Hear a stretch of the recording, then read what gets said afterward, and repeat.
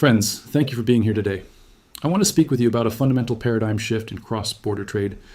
We are living through a profound realignment of the North American continent, and if you are paying attention to the headlines coming out of the United States, you might be tempted to believe that the era of Canadian economic relevance is drawing to a close.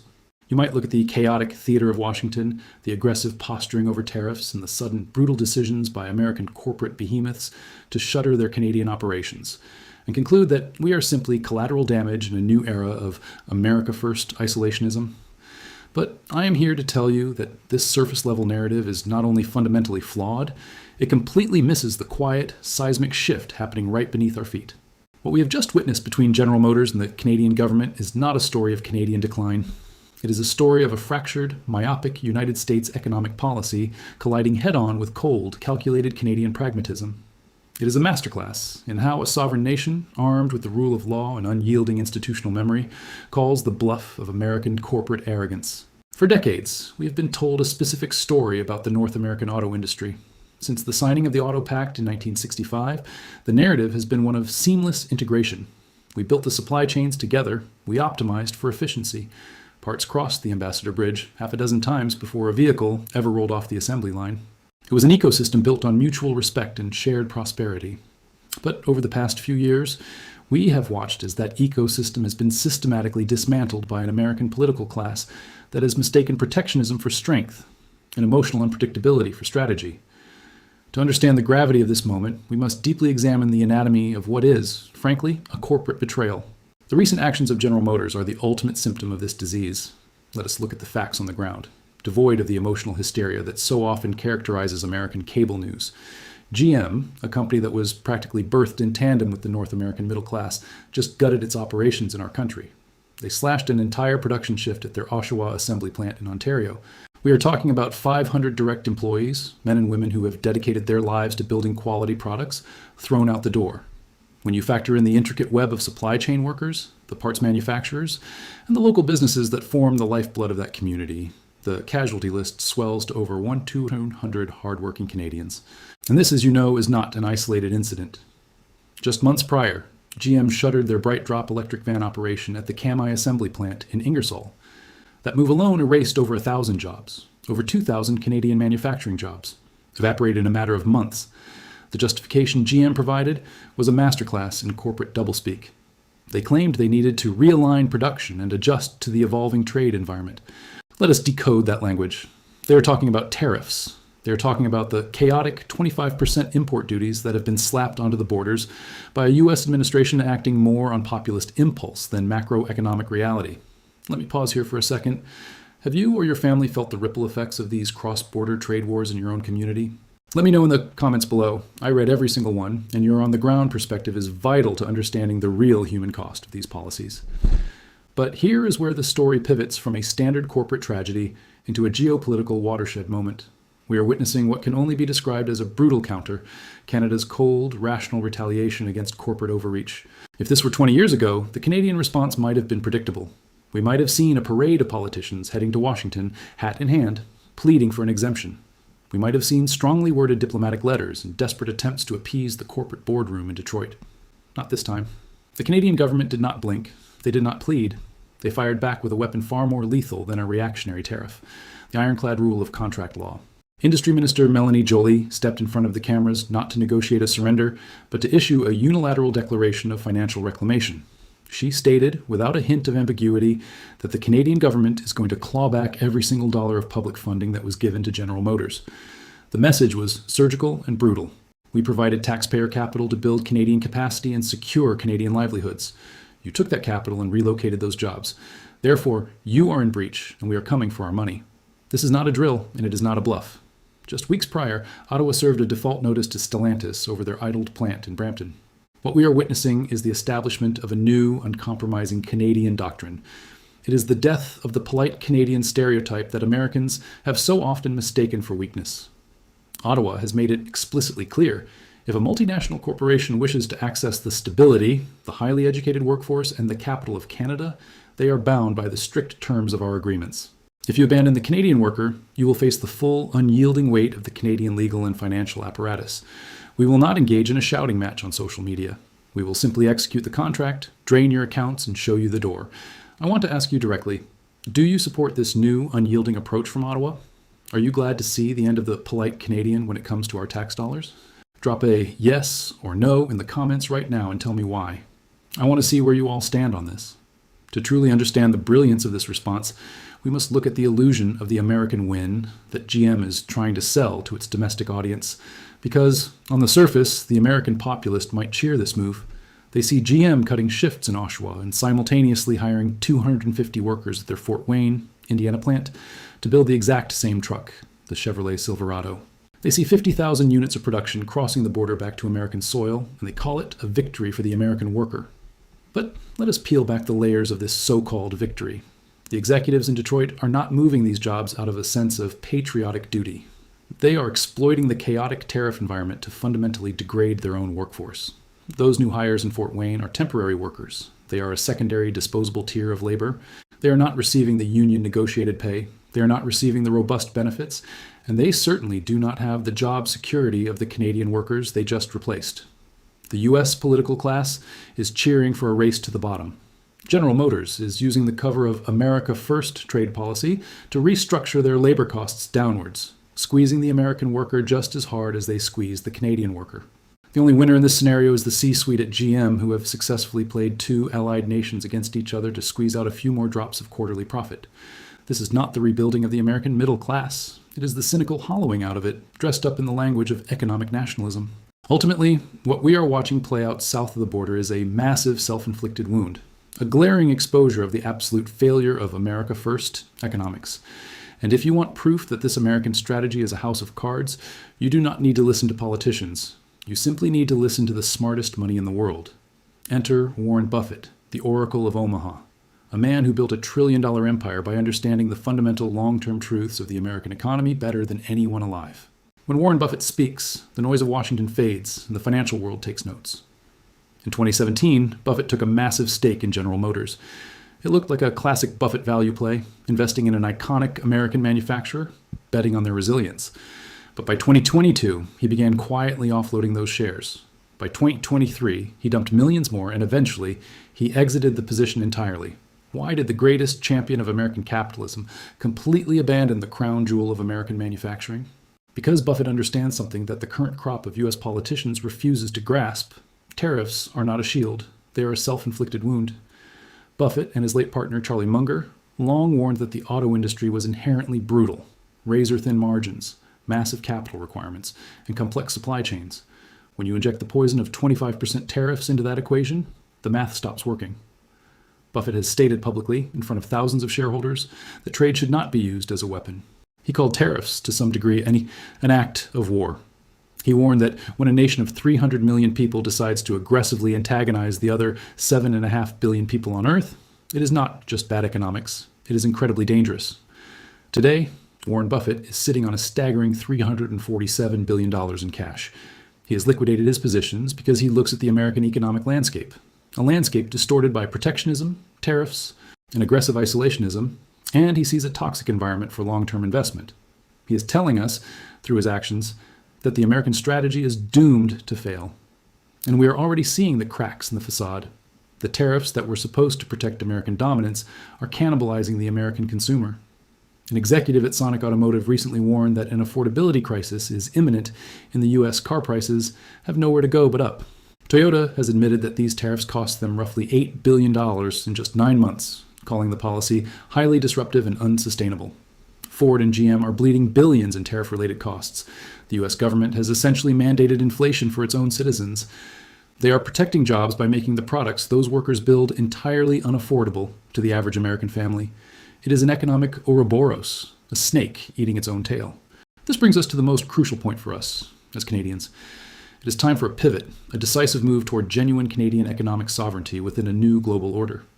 While the United States isolates itself behind a wall of tariffs, alienating its allies and taxing its own citizens, Canada must recognize that the era of being a captive supplier to the American industrial machine is over.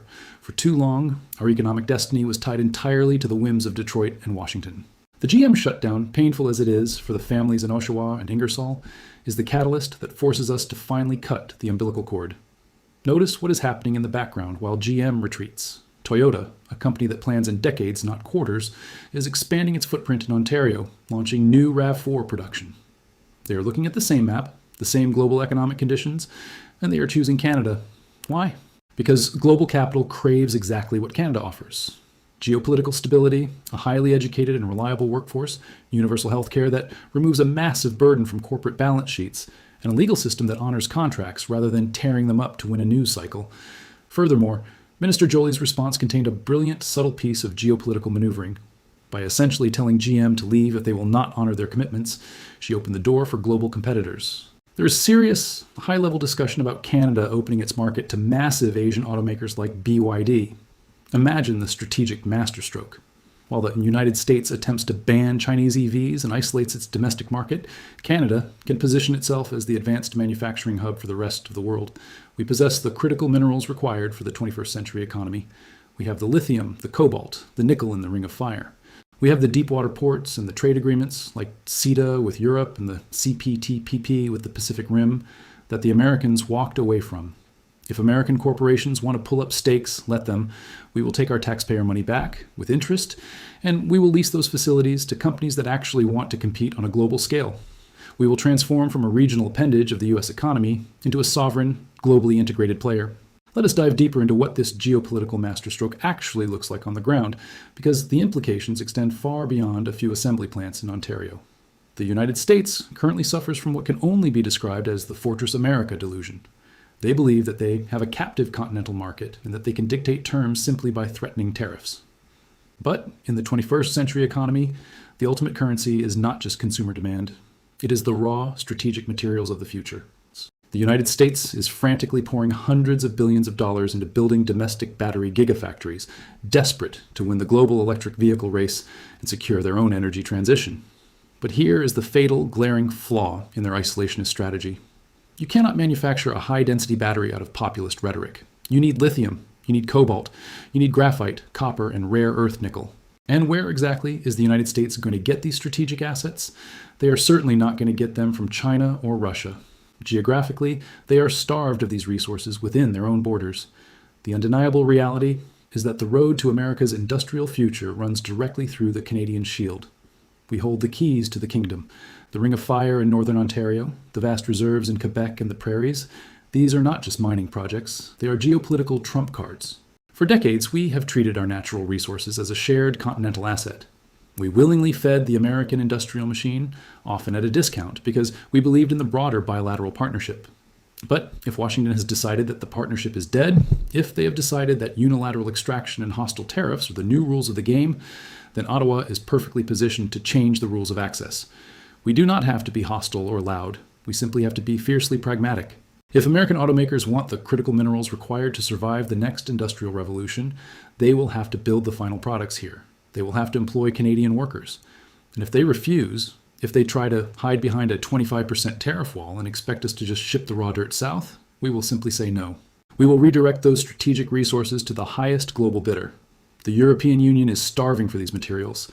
The Indo-Pacific nations, through our CPTPP agreements, are eager for secure, reliable supply chains. Canada has spent the last decade painstakingly securing free trade access to over 1.5 billion consumers across the globe, agreements that the United States, in its isolationist fever, actively walked away from. We are a crucial node in a massive global network. They are trying to build an island. And let us address the elephant in the room that American executives whisper about behind closed doors, but American politicians refuse to acknowledge publicly: the structural cost of doing business. When politicians in Washington grandstand about Canada stealing jobs with unfair subsidies, they are desperately trying to distract their voters from their own systemic domestic failures. Every single vehicle that rolls off an assembly line in Michigan, Ohio, or Indiana carries a hidden, staggering tax: the deeply broken American healthcare system. General Motors, Ford, and Stellantis spend billions upon billions of dollars annually just to provide basic medical coverage for their workforce and their retirees. It is an astronomical, ever-growing burden that crushes their margins, bloats their balance sheets, and makes them globally uncompetitive against European and Asian rivals. Here in Canada, our universal healthcare system is not just a social safety net. It is one of the most powerful corporate competitive advantages in the industrialized world. When a multinational corporation sets up shop in our country, that massive medical liability vanishes from their ledger. We offer an educated, highly skilled workforce that is not burdened by the daily anxiety of medical bankruptcy, and we offer employers a predictable, lower-cost operating environment. This is why rational long-term capital is doubling down on Canada, while companies paralyzed by short-term domestic politics are retreating. The smart money realizes that you cannot build a sustainable, efficient manufacturing sector in a country where the basic social contract is fracturing. Beyond the raw materials beneath our soil and our structural economic advantages, there's an equally critical battleground playing out right now in the intellectual capital required for the future of transportation. The vehicles of tomorrow are not just metal and glass. They are highly advanced, rolling supercomputers. The future of the auto industry is autonomous driving, artificial intelligence, and complex software integration. And where is the global epicenter for this technology? It is not just in Silicon Valley. It is the Toronto-Waterloo Tech Corridor. It is the world-renowned AI research hubs in Montreal and Edmonton. Canada has quietly cultivated one of the most brilliant, concentrated pools of engineering and artificial intelligence talent on the planet. For years, American automakers have heavily relied on Canadian engineers to design the very software systems that will keep them relevant in the decades to come. Well, this brings up a massive question for our future. Should Canada completely pivot our critical minerals and our tech talent away from the US and toward European and Asian markets? Is it time to stop feeding the American machine? I want a real debate on this, so share your thoughts in the comments section below. If the United States continues down this path of isolationism, if they pull up the drawbridge and alienate their closest neighbor, they are locking themselves out of this critical brain trust. You cannot innovate in a paranoid echo chamber. While American companies are forced to freeze capital expenditures and hire temporary line workers just to survive their own government's volatile tariff policies, global automakers will be investing heavily in Canadian research and development. They will be partnering with our universities and integrating our cutting-edge AI into their global fleets. Canada is positioned to not just supply the raw materials for the physical batteries, but the very brains of the next generation of transportation. We are holding both the physical and the intellectual keys to the future. The situation in Oshawa and Ingersoll reminds us of the history of Flint, Michigan. Flint was the birthplace of GM, the lifeblood of the company. And when GM decided to abandon Flint, the city collapsed into poverty and crisis, because the local and state governments had given GM everything and demanded nothing in return. They had no leverage. Canada is not Flint, Michigan. We are a G7 nation with $1 trillion economy. We have leverage, and under this new doctrine, we are finally using it. We are not begging companies to stay. We are enforcing the terms of their presence. In the end, this is a battle for the triumph of pragmatism over populism. The story of the North American auto industry is being rewritten right now. The old model, built on cross-border trust, has been destroyed by American political volatility. The United States has chosen a path of emotional nationalism. They have chosen to weaponize trade, disrupt 30-year supply chains, and replace secure jobs with precarious, temporary labor. They are punishing their consumers and driving away the smartest investors on the planet. Canada, however, is choosing a different path. We are choosing the path of the pragmatic adult in the room. We are responding to emotional outbursts with the cold calculus of contract law. We are demanding accountability for public funds. And most importantly, we are looking outward, beyond the southern border, to a multipolar world that is eager to partner with a stable, reliable, and resource-rich nation. What GM did was a betrayal, yes, but it was a predictable betrayal given the chaotic incentive structures created by the US government. Ottawa's response, the brutal and compromising clawback, was the exact right move. It signaled to Washington, to Wall Street, and to the world that Canadian sovereignty is not for sale, and our workers are not bargaining chips for foreign executives. We are stepping into a new era. It will require resilience, and it will require us to build new supply chains with new global partners. But for the first time in a generation, we are doing it on our own terms, bound by our own laws, and guided by our own national interest. Let the Americans fight their trade wars. We will be busy building the future. If this analysis resonated with you, do not just keep it to yourself. Hit that share button and send this video to a fellow Canadian who needs to hear it. And before you go, leave one final comment. What is your ultimate hope for Canadian economic sovereignty in this new era? Thank you for your time, and thank you for standing strong for Canada.